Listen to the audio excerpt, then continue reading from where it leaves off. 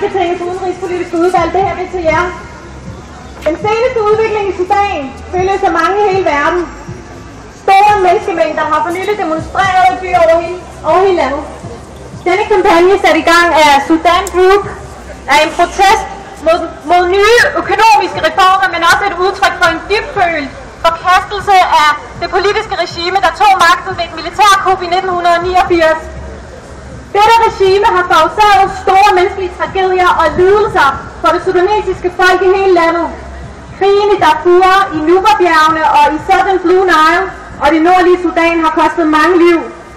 Khartoum-regimet har påført alle segmenter af det sudanesiske folk utallige lidelser og får nu folk på gaderne for at protestere mod fattigdom og hele den håbløse politiske og økonomiske situation. Regimet har mødt disse fredelige demonstrationer med aggression, voldelige angreb og anholdelser i et forsøg på at forhindre gennemførelsen af demokrati og ytringsfrihed. Antallet af politiske arrestationer er nu mere end 3.000 ifølge internationale menneskerettighedsorganisationer. Under denne vanskelige tid for Sudans befolkning har der været solidaritetsdemonstrationer i London, i Stockholm, i Oslo, i Amsterdam, i New York, Dublin samt andre steder i verden. Alle disse solidaritetsdemonstrationer kræver med én stemme genindførelsen af demokratiet i Sudan.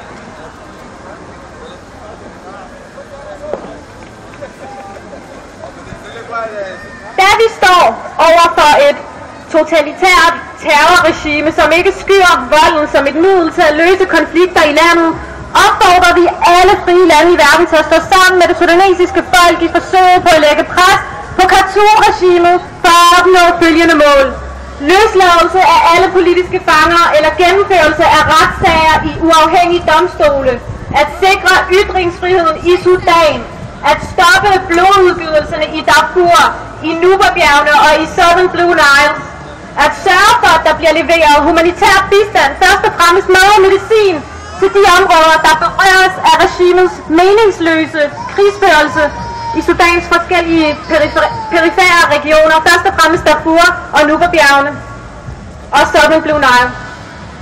At lægge pres på Khartoum-regimet for at standse al militær aggression mod republikken Sydsudan, hvis indbyggere har en fælles historie med Sudan. At forøge det internationale samfundspres for at få arrestordren på mod Sudans præsident Omar al-Bashir implementeret for at bringe ham for den internationale domstol ICC.